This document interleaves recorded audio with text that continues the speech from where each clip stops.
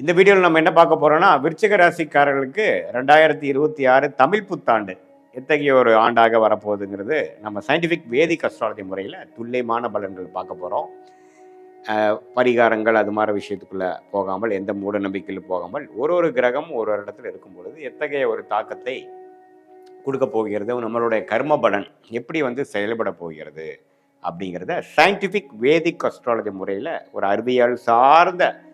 இந்திய வேத ஜோதிட சாஸ்திர அடிப்படையாக நம்ம பார்க்க போகிறோம். இப்போ பாருங்க, விருச்சிக ராசிக்காரர்களுக்கு சனி 5ஆம் இடத்திலே நீடித்திருக்கிறார் ஆண்டு முழுவதும். அதே மாதிரி குரு பார்த்தீங்கன்னா புத்தாண்டு பிறந்து முதல் ஒரு 45 நாட்கள்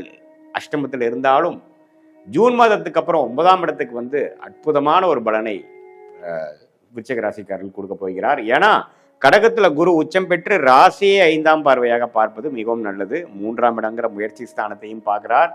5ஆம் வீட்டான தன்னுடைய வீட்டையும் பார்த்து சனியை திருட்பலம் கொடுத்து சனியின் கோரப்பார்வையை கொஞ்சம் குறைக்கிறார். ஸோ கண்டிப்பாக இந்த உச்சகுரு எப்போ கடகத்துக்கு வருகிறாரோ அப்போ கண்டிப்பாக விருச்சிக ராசிக்காரர்களுக்கு இதுவரை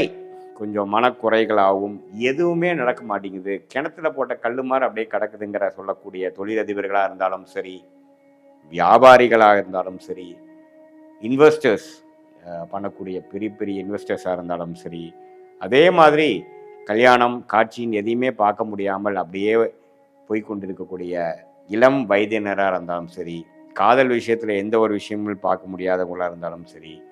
உடம்பு உபாதைகள் இருந்து நம்ம மீண்டு வர முடியல, ஒன்றுமே நம்மளை உடம்பு படுத்துது, கரெக்டான ட்ரீட்மெண்ட் நமக்கு சரியாக செட் ஆக மாட்டேங்குதுங்கிற மாதிரி இருக்கக்கூடிய மூத்த குடிமகர்கள், சீனியர் சிட்டிசன் என்று சொல்லப்படுகிற விருச்சிக ராசிக்காரர்களாக இருந்தாலும் சரி, இப்போ ஜூன் மாதத்துக்கு அப்புறம் ஓரளவுக்கு உத்வேகம் பெறக்கூடிய வாழ்க்கையில் நம்ம என்ன நினச்சோமோ அது கொஞ்சம் நடக்குதுரா சாமி அப்படிங்கிற மாதிரி சில பிரச்சனைகள்லேருந்து வெளியில் வரோம். சிலதெல்லாம் கைக்கு வருது, கொஞ்சம் இன்னுமேலும் கொஞ்சம் வாழ்க்கை கொஞ்சம் வேகமாக தான் போகுமா இருக்குங்கிற மாதிரி சில விஷயங்களை கொடுக்கக்கூடிய அமைப்பு தான் அந்த உச்சகுருவின் பார்வை. இப்போ வாழ்க்கையே பார்த்திங்கன்னா எல்லாம் ஒரு சைக்கிள். ஸோ இந்த ஜூனுக்கு அப்புறம் வரக்கூடிய அமைப்பு கொஞ்சம் விருச்சிக ராசிக்காரர்களுக்கு உத்வேகப்படுற மாதிரியும் கொஞ்சம் மனசு சந்தோஷப்படுற மாதிரியும் கடக்கக்கூடிய அமைப்புகள் கட்டாயம் உண்டு. அதே சமயத்தில் முயற்சிகள் அதிகமாகவும் குழந்தைகள் சம்மந்தப்பட்ட விஷயத்தில் சில நட்பை இதுவரை ஒரு மாதிரியான விஷயங்களாகவும் மனசுக்கு சந்தோஷமான விஷயங்கள் இல்லாமல் இருக்கும் பொழுது இப்போ ஓரளவுக்கு நல்ல அமைப்புகள் வருகிறது, பரவாயில்ல. இப்போ அது மூலமாக குழந்தைங்களால சில அனுகூலங்கள் நடக்கிறது, நல்ல பேர் வருது. பேரண்ட்ஸுக்கு கொஞ்சம் விருச்சிக ராசிக்காரராக தந்தையாராக இருந்தாலும் சரி, தாயாராக இருந்தாலும் குழந்தைங்களால சில நல்ல விஷயங்களும் இருக்கக்கூடிய பிரச்சனைகள் குறையிற மாதிரியும் கண்டிப்பாக வருகிறது. இது பாருங்க ஒரு பொதுவான ஒரு பலன் தான். குரு சனி ராகு கேது வைத்து இந்த ராகு பாருங்க டிசம்பர் 6ஆம் தேதி வரைக்கும் 10ஆம் இடத்துல இருக்கக்கூடிய கேது, 4ஆம் இடத்துல இருக்கக்கூடிய ராகு தொழில் ரீதியாக வேலை ரீதியாக அம்மா தாயாரோட உடல்நிலை சுகம் அது மாதிரி பல விஷயத்துல பல தொந்தரவு பண்ணி கொண்டிருந்த இந்த ராகு கேது கரெக்டாக டிசம்பர் 6, 2024 தமிழ் புத்தாண்டு பிறந்து ஒரு 7-8 மாதத்தில் பார்த்தீங்கன்னா 9ஆம் இடத்துல கேதுவும் 3ஆம் இடத்துல ராகும் வருவது அருமை. ஸோ இதுவரை தொழிலில் இருக்கக்கூடிய முடக்கம், பிரச்சனைகள், வம்பு வழக்குகள், இடமா இருக்கட்டும், இடத்துல வரக்கூடிய வில்லங்கம், தாயாரின் உடல்நல கோளாறு, அதே மாதிரி வேலையில் ஒரு நிம்மதியான ஒரு அமைப்பு இல்லை, போட்டு ஒரே பாலிட்டிக்ஸாக இருக்குது, பிரச்சனைகளாக இருக்குது, நம்ம என்ன வேலை செஞ்சாலும் நமக்கு பெரிய பெனிஃபிட் இல்லை, யாரும் நம்மளை மதிக்க மாட்டேங்கிறாங்கிற மாதிரி விஷயங்கள்லாம் கொஞ்சம் மாறி ஒரு சாதகமான ஒரு அமைப்பு, கொஞ்சம் நமக்கு உழைப்புக்கேற்ற ஊதியம், ஒரு நிம்மதி பெருமூச்சு வாங்குற மாதிரி ஒரு நல்ல ப்ரொஃபைலில் நான் மாறிட்டேன்டா சாமிங்கிற மாதிரி ஒரு நல்ல மாற்றத்தை கொடுக்கக்கூடிய அந்த ராகு கேது பயிற்சி டிசம்பர் 6, 2026 அன்னைக்கு ஆகக்கூடிய அந்த பயிற்சி விருச்சிக ராசிக்காரர்களுக்கு இதுவரை அவங்களுடைய ப்ரொஃபஷனல் லைஃபை பிரட்டி போட்டு கொண்டு இருக்கக்கூடிய அந்த அமைப்புகள் மாறுகிறது. ஸோ ஒரு பக்கம் குரு நல்லா பாசிட்டிவாக வராரு, ஒரு பக்கம் ராகு கேது நல்ல ஒரு அமைப்பு வரும்பொழுது இதுவரை கடந்த 2-3 வருஷமாக பாதிக்கப்பட்ட விருச்சிக ராசிக்காரர்கள் ஓரளவுக்கு பெருமூச்சு பெறக்கூடிய அமைப்பு அடையக்கூடிய அமைப்பு ஜூன் 2026 புத்தாண்டு பிறந்து ஒரு 1.5 மாதத்துலேருந்து அப்படி இந்த ட்ரெண்டை பார்க்கக்கூடிய அமைப்பு கோச்சாரத்தில் சப்போர்ட் கொடுக்குறதுங்கிறத நீங்கள் தெரிஞ்சுக்கணும்.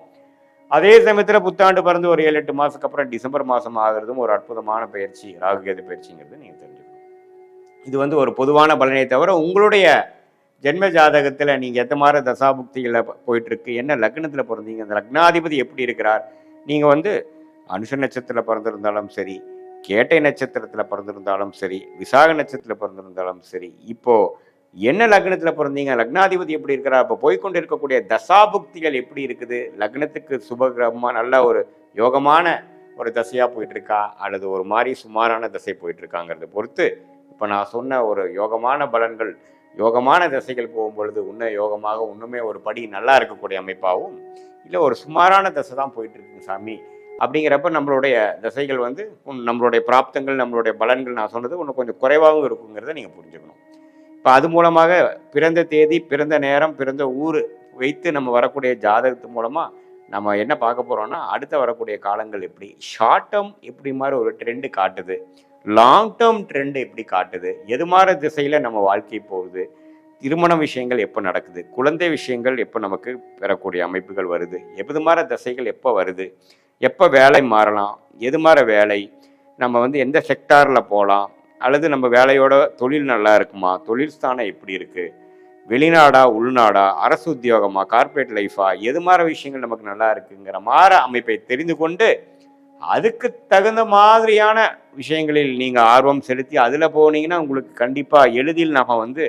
நம்மளுடைய பிராப்தத்துக்கு நிகரான அமைப்பில் நீங்கள் போகிறதுனால எதிர் நீச்சல் போடாமல் போகும்போது நீங்கள் அது பண்ணுறப்பவே உங்களுக்கே தெரியும், என்னடா இதில் போனோம்னா கொஞ்சம் சீக்கிரமாக நடக்குது எல்லாமே, அதில் போனால் நமக்கு எல்லாமே அப்டக்கிள்ஸாகவே வருது அப்படிங்கிற மாதிரி உங்களுக்கு பண்ணி பார்த்தாவே தெரியும். ஏன்னா ஜோதிடம், உண்மையான ஜோதிடம் என்னென்னா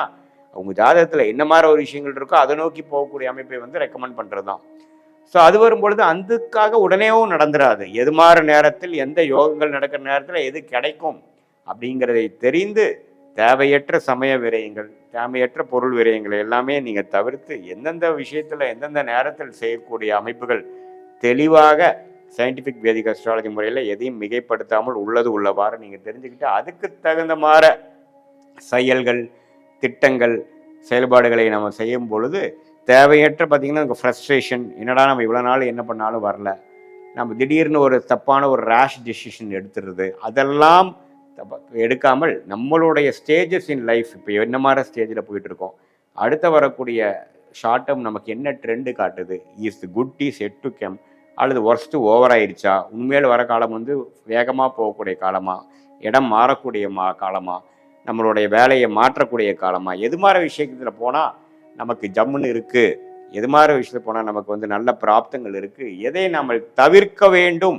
அப்படிங்கிறதையும் உணர்ந்து நீங்கள் அந்த துறையில் அந்த நேரத்தில் அந்த தகுந்த ஒரு வேகத்தில் அதுக்கு தகுந்த மாதிரி விஷயத்தில் நம்ம போகும் பொழுது வாழ்க்கையில் எதிர்நீச்சல் போடாமல் எளிதில் வெற்றி பெற முடியும். ஏன்னா நமக்கு என்ன ஒரு மாதிரி பிராப்தங்கள் வருதுங்கிறத எதையுமே வந்து கன்ஃபியூஷனாக பார்க்காம, எதையுமே அஸ்யூம் பண்ணாமல் நம்மளுடைய பிராப்தத்தை தெரிந்து அதுக்கு தகுந்த மாதிரி வாழ்க்கையில் நம்ம அது மாதிரி ஒரு டைரக்ஷனில் போகும்பொழுது எளிதில் வெற்றி பெற முடியும் என்று சொல்ல விரும்புகிறேன். மீண்டும் மற்றொரு காணொளியில் சந்திப்போம். நன்றி, வணக்கம்.